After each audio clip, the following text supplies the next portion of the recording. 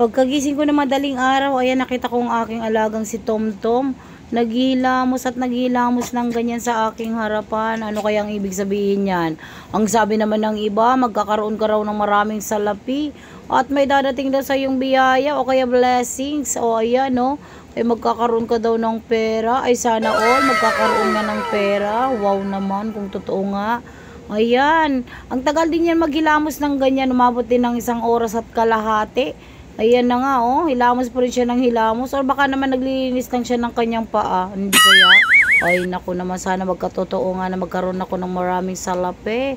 O kita nyo, kaya ako naman naisipang videohan para naman malaman natin kung ano nga talaga ang ibig sabihin yan. Kayo ba mga beshi ko, alam nyo ba ang ibig sabihin yan? Meron ba kayang ibig sabihin ng paghilamos ng aking alagang si Tomtom na yan sa aking harapan?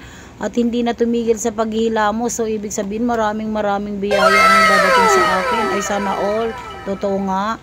Ayan, hindi pa rin siya tumigil sa paghihilamos. Napakagaling naman.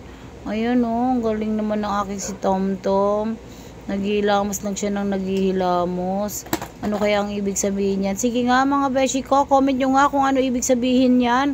Kung totoo ba yung kanilang sinasabi na pamahiin ang pusa daw ay naghihilamos sa iyong harapan, magkakaroon ka daw ng salapi or may darating daw na biyaya. Ayan, totoo kaya yun, magkakaroon tayo ng pera.